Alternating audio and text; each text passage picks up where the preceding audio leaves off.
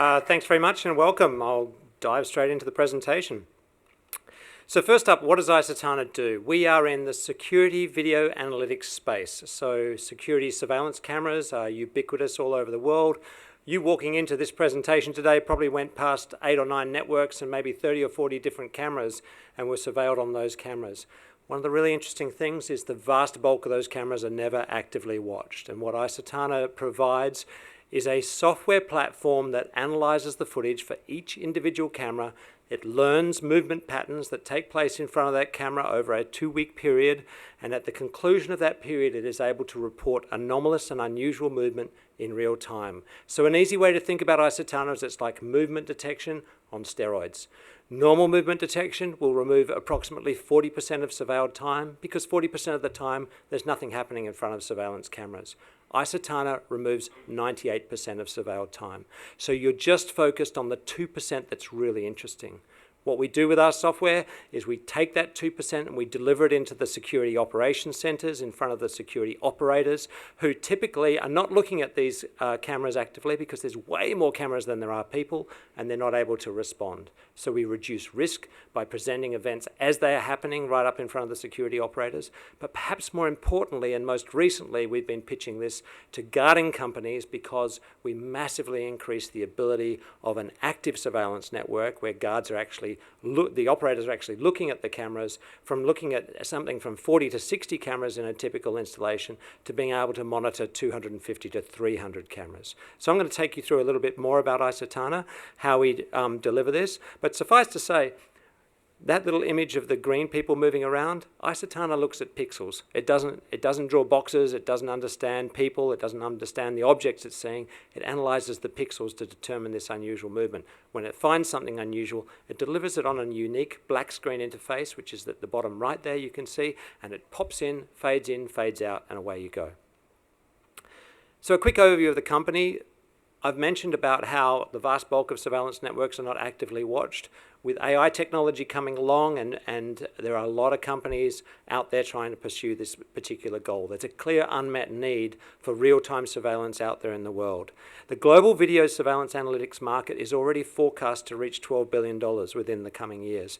And AI is rapidly advancing in this particular field. We, as Isotana, over the past 10 years, have invested over $10 million, and that's just based on our R&D tax concession claims, so very directly into the technology to make sure that we are actively working as world leaders in this particular niche space. Our system is operational on over 13,000 cameras globally on 36 sites. There's a few pins in the map for some of the places where we've sold into. You've got an experienced management team that got on board prior to the IPO and are highly motivated to drive this business forward. And I'm going to take you through about how the business is transitioning to increasingly SaaS-based revenues. 5 years ago, we were a pure enterprise software company which sold at a very high price per camera and then had a trailing maintenance fee. We still get those maintenance fees, but what we like to do now is we like to charge per camera per month, a recurring license fee which doesn't decline as you would have with an enterprise type of a deal. All right, I mentioned that existing surveillance networks, 98% of them are never actively watched, but one of the interesting facts you can leave today with is that surveillance camera networks are the largest producers of data in a corporate network environment by far. Okay, our system is operational on 300 cameras at the Woodside building down the road here. Each of those cameras is producing up to 86 gigabytes per day of footage. Right, you multiply that by 300, you are talking about a mountain of data. This is why this space is particularly interesting for AI, because we are able to analyze and consume that data and spam filter out the 98% of stuff which is not particularly interesting. A lot of other companies are trying to do this. I don't want to poo-poo the competition. They're doing it differently. They're doing it with rules. They're saying, if you match this face to this facial database, show it, facial recognition. If somebody goes over this virtual tripwire I've drawn on this image, pop it up. These are systems which are saying, if this, then that. What Isotana does is it says, if else. If something's different, show it to me. So we find lots and lots of different things, and it's very easy for us to get up and running and implemented within a customer's scene.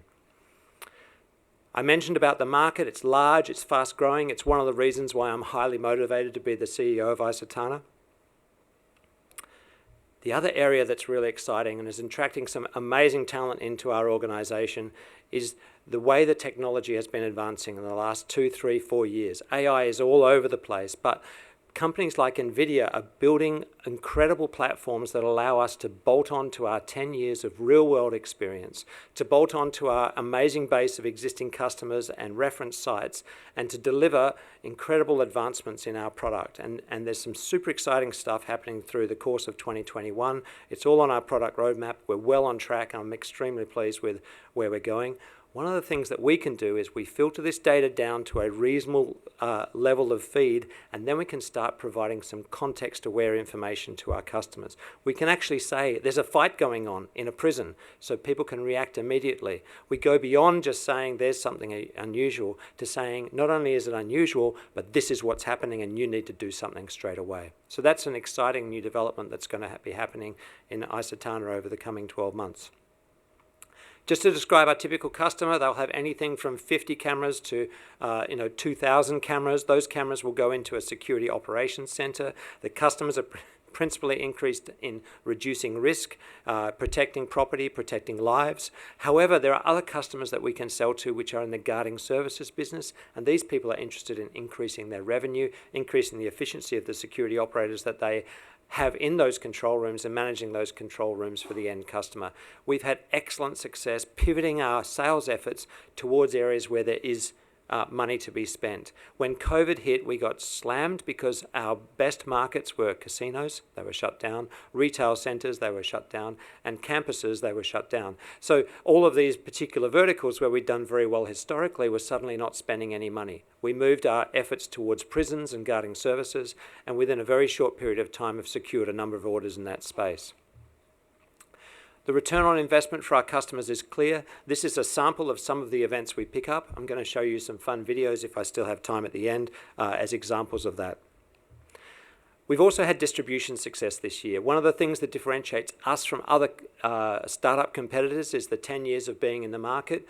Large companies like some of the logos you can see here know about Isotana, put us in front of customers, and then provide us with the orders. That's a huge differentiator and a moat for us against our competitors. The executive team, I'll just call out in particular Kevin Brown in the middle there. For those of you who haven't heard of VGW, it's like $1 billion software company operating here in Perth, Western Australia. Kevin joined them when they were doing $300 a day, and he grew that business to over $1.4 million a day before leaving VGW, and I was so pleased to have him join our team. This is a guy who sees the link between building a product and getting the cash out of the hands of the customer like nobody else. I'm a big fan of backing amazing teams, and it's my job to bring an incredible team together and deliver results for you as shareholders. Over the course of this year, we've implemented excellent cost control. We've got ourselves to a very sustainable position in terms of our cash burn situation. We've at the same time been growing our revenues and orders. And our growth strategy next year is to be ready for that recovery from COVID. We're already seeing customers starting to treat COVID as business as usual now, and more orders starting to flow again. But we're also implementing some amazing developments on the product side so that customers get to that wow point much faster, and we reduce the lead time to converting a sale. Our qualified pipeline is looking really good. We've got 18 projects in deployment at the moment. So that means we've received the purchase order and we're working through the process of delivering the software. When that software is switched on, we start to recognize the revenue. I'll note that we only have 36 sites globally otherwise. That's not a straight multiplication type of a relationship, but we've got lots to implement and revenues to recognize in the coming 6 months. The proposal negotiation column means, I'd be confident of 60 to 80% of those closing. That means the customers fully engaged with us, have asked for a written proposal, and are going through their purchase process. Our capital structure, a large proportion of our shares are escrowed through the IPO that we completed in December last year. You can find these details on the deck later, and this has all been released to the ASX as a presentation. Let's get into some fun videos, shall we? So first up, in parking lots, cars going in the opposite direction, always an interesting thing. It's pretty obvious when the arrows are all pointing the other way as well. Not that our software spotted that. Next example, hopefully. This guy didn't want to pay normally. This is why there are four-wheel drives in the cities sometimes.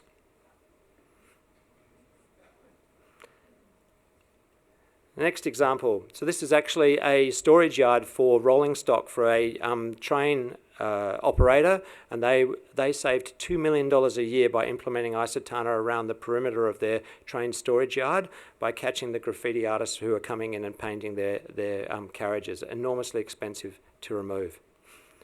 This is an example of a protest taking place in a university. I'll just give it a minute to show up. And you know, picking up protests and public events, they can often be a precursor event, and from a public safety perspective, when you get crowds marching about with banners and that kind of thing, it's very, very interesting for the control rooms. I'll move on. How are we doing for time? Oh, pretty good. This is an example of a bit of graffiti taking place late at night. Slightly accelerated. Again, great savings if you can pick this up in real time and get a guard out there and actually capture those folks. They realise that the cameras are being monitored and they change their behaviours. The first sign of you actually catching people, this is particularly the case in prisons, can completely change the behaviour in a particular facility. Here's an example from Canada. In Australian summers, you're not going to see people rugged up quite this much, but it's interesting warning for people who park their bikes outside and have bicycle locks. See if you can guess what Isotana picked up.